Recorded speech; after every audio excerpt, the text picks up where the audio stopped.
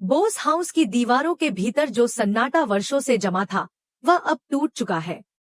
Star plus के latest episode झनक में दर्शक जिस अनिरुद्ध को देख रहे हैं वह वही आदमी नहीं है जो अब तक अर्शी के प्रभाव और समाज के डर में जी रहा था।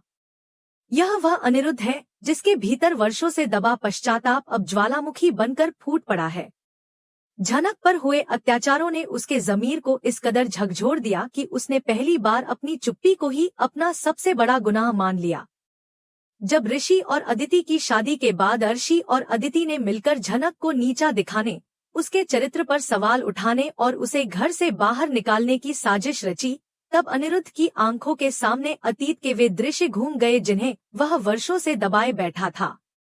उसे नूतन याद आई, वह स्त्री जिसने उसके लिए अपना सब कुछ त्याग दिया था, और वह बेटी झनक जिसे उसने समाज के डर में अकेला छोड़ दिया था।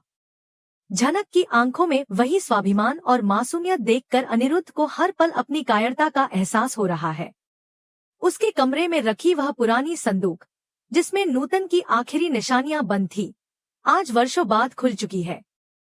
संदूक खुलते ही केवल तस्वीरें और साड़ियां नहीं निकली, बल्कि वे जख्म भी बाहर आ गए जो कभी भरे ही नहीं थे। नूतन की तस्वीरें अब अनिरुद्ध के लिए धुंधली यादें नहीं, बल्कि जलती हुई मशाल बन चुकी हैं। उसे साफ दिखने लगा है कि अर्शी के साथ बिताया हर लम्हा एक समझौता था, जबकि नूतन और झनक उसकी आत्मा का हिस्सा थी। अर्शी का अहंकार और अदिति की नफरत अब अनिरुद्ध के बर्दाश्त से बाहर हो चुकी है। उसे समझ आ गया है कि जिस रिश्ते को वह सालों से निभा रहा था उसमें कभी प्रेम था ही नहीं। अर्शी ने हमेशा उसे झनक और नूतन की यादों से दूर रखने की कोशिश की। जब झनक पर चोरी का झूठा इल्जाम लगाया गया और पुलिस के हवाले करने की धमकी दी गई, तब अनिरुद्ध का सब्र टूट गया। पहली बार उसने पूरे परिवार के सामने अर्शी का हाथ झटक दिया। यह केवल गुस्से का पल नहीं था, बल्कि वर्षों की चुप्पी का अंत था। अनिरुद्ध ने साफ कर दिया कि वह इस दिखावे के रिश्ते को अब और नहीं निभाएगा। उसने अपने वकील को बुलाकर तलाक के कागजात तैयार करने का फैसला कर लिया, क्योंकि उसे महसूस हुआ कि जब तक वह अर्शी से पूरी तरह अलग नहीं होगा, वह अपनी बेटी झनक को उसका हक और सम्मान नहीं दिला पाएगा। घर का माहौल अब युद्धभूमि बन चुका है। बोस हाउस दो गुटों में बंट गया है। एक तरफ अर्शी और अदिति हैं, जो अपनी सत्ता और अधिकार बचाने की कोशिश कर रही हैं, और दूसरी तरफ अनिरुद्ध, जो अपनी मृत मोहब्बत और अपनी जिंदा बेटी के लिए ढाल बनकर खड़ा है। अनिरुद्ध ने नूतन की तस्वीरों को फिर से अपने कमरे की दीवारों पर सजाना शुरू कर दिया है। यह अर्शी के लिए किसी बड़े झटके से कम नहीं। उसकी चीख पुकार और अदिति के आंसू अब अनिरुद्ध को नहीं रोक पा रहे। अनिरुद्ध को बार बार वह पल याद आता है जब झनक उसे छोड़कर गई थी और उसने वादा किया था कि वह अपनी बेटी का ख्याल रखेगा। आज वही बेटी उसी घर में एक अनाथ की तरह तिरस्कृत हो रही है। एसपी ऋषि, जो कभी झनक का हमसफर था, अब अदिति के जाल में फंसकर झनक के खिलाफ खड़ा है। अनिरुद्ध को यह बात भीतर ही भीतर कचोट रही है कि उसकी चुप्पी ने कैसे एक मासूम जिंदगी को बर्बाद कर दिया। अब अनिरुद्ध का रवैया ऋषि के प्रति भी बदल चुका है। वह उसे दामाद नहीं, बल्कि उस इंसान के रूप में देखता है जिसने उसकी बेटी का दिल तोड़ा। उसने ऋषि को साफ अल्टीमेटम दे दिया है कि अगर वह सच का साथ नहीं दे सकता तो कम से कम झनक के रास्ते का कांटा भी न बने। अनिरुद्ध ने यह भी फैसला कर लिया है कि अपनी संपत्ति का बड़ा हिस्सा झनक के नाम करेगा। यह कदम अदिति के पैरों तले जमीन खिसकाने के लिए काफी है, क्योंकि उसे हमेशा लगता था कि अनिरुद्ध की दौलत पर सिर्फ उसका हक है। लेकिन अनिरुद्ध अब पैसों से ज्यादा अपनी रूह की शांति चाहता है, जो उसे केवल झनक का साथ देने से ही मिल सकती है। रातों को अनिरुद्ध को नींद नहीं आती। उसे नूतन का मुस्कुराता चेहरा याद आता है, जो मानो उससे कह रहा हो कि अपनी बेटी को इस नर्क से बाहर निकालो। उसने अर्शी के साथ रहने वाला कमरा छोड़ दिया है और अब उसी गेस्ट हाउस में रहने लगा है जहां कभी झनक रहा करती थी। यह उसका साफ संदेश है कि उसके जीवन में अब अर्शी के लिए कोई जगह नहीं बची। जब अनिरुद्ध ने पहली बार अर्शी के सामने तलाक के कागजात मेज पर रखे, तो वह सिर्फ कागज का टुकड़ा नहीं था, बल्कि उन तमाम सालों का हिसाब था जो उसने घुट घुट कर जिए थे। भरी सभा में उसने यह कह दिया कि नूतन के साथ उसका रिश्ता कोई गलती नहीं था, बल्कि वही उसकी जिंदगी का सच था। अब अनिरुद्ध को इस बात की परवाह नहीं है कि समाज उसे बागी कहेगा या गलत पिता। उसकी आंखों में सिर्फ अपनी बेटी के लिए न्याय की तड़प है। उसने झनक के कमरे के बाहर पहरा देना शुरू कर दिया है, क्योंकि उसे डर है कि गुस्से में अर्शी और अदिति कोई बड़ा कदम न उठा लें। अनिरुद्ध का पश्चाताप अब केवल शब्दों में नहीं, बल्कि उसके हर फैसले में झलक रहा है। उसने नूतन के पुराने गांव से संपर्क साधना शुरू कर दिया है, उन सबूतों को इकट्ठा कर रहा है जो यह साबित कर सके कि झनक उसकी कानूनी वारिस है। यह कदम अर्शी के लिए किसी मौत के फरमान से कम नहीं। अनिरुद्ध जानता है कि यह रास्ता आसान नहीं है। उसे अपने ही खून से लड़ना पड़ सकता है, लेकिन अब उसे कोई डर नहीं है। उसने अर्शी की आखिरी फोटो जलाकर यह साफ कर दिया है कि उसके जीवन का वह अध्याय हमेशा के लिए बंद हो चुका है। अब वह केवल झनक के भविष्य और नूतन की यादों के सहारे जीना चाहता है।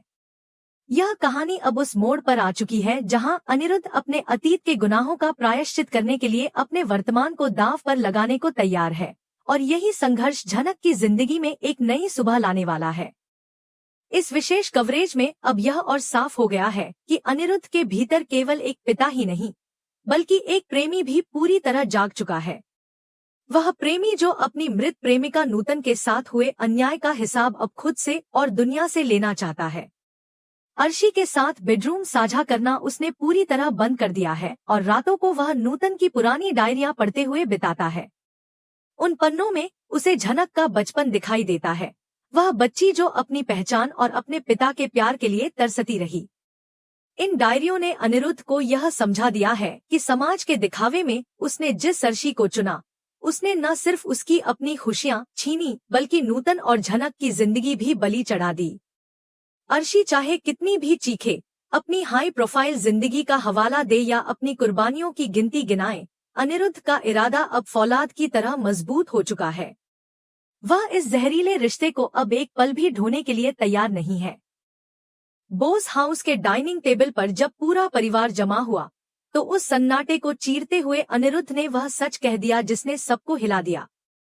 उसने दो टूक शब्दों में कहा कि नूतन को वह कभी अपनी यादों से निकाल ही नहीं पाया, और अब अपनी बाकी की जिंदगी वह उसी की यादों और उसकी बेटी झनक की सेवा में बिताएगा।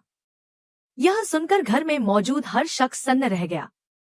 दर्शकों के लिए यह किसी धमाके से कम नहीं था जब अनिरुद्ध ने ऋषि को सख्त चेतावनी दी कि अगर उसने अदिति के उकसावे में आकर झनक को तंग करना बंद नहीं किया, तो वह ससुर होने का रिश्ता भूलकर एक पुलिस ऑफिसर के खिलाफ कानूनी लड़ाई छेड़ देगा। अनिरुद्ध का यह रौद्र रूप देखकर अदिति भी सहम गई, क्योंकि उसने अपने पिता को पहली बार अर्शी के खिलाफ खड़ा देखा था। अनिरुद्ध ने अब नूतन की एक बड़ी तस्वीर हॉल में लगाने का फैसला किया है। वह तस्वीर अर्शी के लिए हर रोज एक नया जख्म बनकर उभर रही है। अनिरुद्ध की रातों की नींद उड़ चुकी है। वह अक्सर अंधेरे में बैठकर नूतन से बातें करता है, मानो वह उसके सामने खड़ी हो। वह उससे माफी मांगता है कि उसने उनकी बेटी को उस औरत के साए में बड़ा होने दिया जो उससे नफरत करती थी। अनिरुद्ध का यह जुनून अर्शी के लिए अब असहनीय हो चला है। दबाव बनाने के लिए अर्शी ने अपने मायके वालों को बुलाया, लेकिन अनिरुद्ध ने उनके सामने भी तलाक के कागजात रख दिए और साफ कहा कि नफरत की बुनियाद पर खड़ा यह महल अब गिरना ही चाहिए। रिपोर्ट्स के मुताबिक अनिरुद्ध ने अपनी वसीयत में बड़ा बदलाव करते हुए अदिति के हिस्से की संपत्ति में कटौती कर दी और वह हिस्सा झनक के नाम कर दिया। उसका मानना है कि अदिति के पास तो माँ और पति का सहारा है, लेकिन झनक के पास इस दुनिया में सिर्फ वही है। इस फैसले ने अदिति और ऋषि के रिश्ते में भी दरार डाल दी है। ऋषि को अनिरुद्ध का बदला हुआ रूप अपने बीते कल की याद दिला रहा है और उसे डर सताने लगा है कि कहीं झनक के प्रति अनिरुद्ध का यह झुकाव उसकी अपनी शादीशुदा जिंदगी को बर्बाद न कर दे। लेकिन अनिरुद्ध अब पीछे हटने वाला नहीं है। वह झनक को वह सारी खुशियां और सम्मान देना चाहता है जो नूतन के जीते जी उसे नहीं मिल सकी। अनिरुद्ध ने झनक के लिए एक अलग बैंक अकाउंट खुलवाया है और उसे आत्मनिर्भर बनाने के लिए उच्च शिक्षा के लिए बाहर भेजने की योजना बना रहा है। वह चाहता है कि झनक अर्शी और अदिति के तानों से दूर अपनी एक अलग पहचान बनाए। अर्शी अब इमोशनल ब्लैकमेल करने के लिए बीमारी का नाटक कर रही है, लेकिन अनिरुद्ध की नजर में अब उसके आंसू सिर्फ मक्कारी हैं। बोस हाउस में अनिरुद्ध का कमरा अब एक मंदिर की तरह हो गया है, जहां सिर्फ नूतन की यादें महकती हैं। वह नूतन की पसंद का खाना बनवाता है और झनक के साथ बैठकर वही बातें करता है जो कभी उसने नूतन के साथ की थी। यह सब घर के बाकी लोगों के लिए पहेली है, लेकिन झनक के लिए यह वह पिता है जिसके प्यार के लिए वह पूरी उम्र तरसती रही। अनिरुद्ध ने अब खुलेआम यह घोषणा कर दी है कि नूतन ही उसकी पहली और आखिरी पत्नी थी और अर्शी सिर्फ एक जिम्मेदारी थी जिसे उसने गलती से अपने कंधों पर उठा लिया था। उसने अपने दफ्तर से लंबी छुट्टी ले ली है ताकि वह पूरा समय झनक और अपनी यादों के साथ बिता सके। अर्शी की जलन अब खतरनाक मोड़ ले चुकी है और वह झनक को नुकसान पहुंचाने की साजिशें रच रही है, लेकिन अनिरुद्ध की नजरें अब चील की तरह सतर्क हैं। उसने झनक के चारों तरफ सुरक्षा का ऐसा घेरा बना दिया है जिसे तोड़ पाना नामुमकिन है।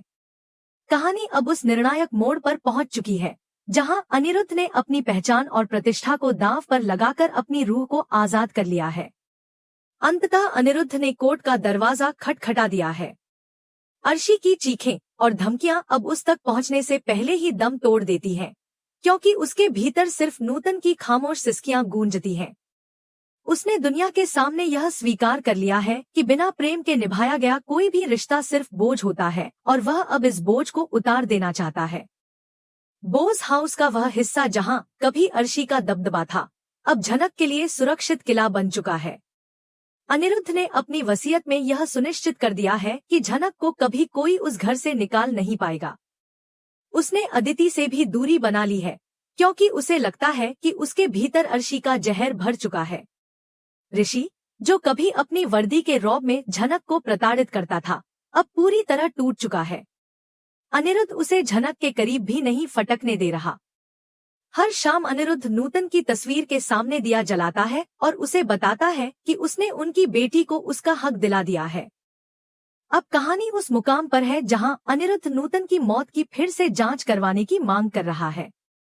इस खुलासे ने अर्शी की नींद उड़ा दी है। वहीं झनक और अनिरुद्ध का रिश्ता एक नई ऊंचाई पर पहुंच चुका है। झनक अब अपने पिता की आंखों में वह निस्वार्थ प्रेम देख पा रही है जिसने उसकी जिंदगी बदल दी। इस महा एपिसोड का अंत अनिरुद्ध के उस बयान से होता है जहां वह कहता है कि नूतन कभी मरी ही नहीं थी। वह उसकी हर सांस में जिंदा थी और आज वह अपनी बेटी की मुस्कान में उसे रोज देखता है।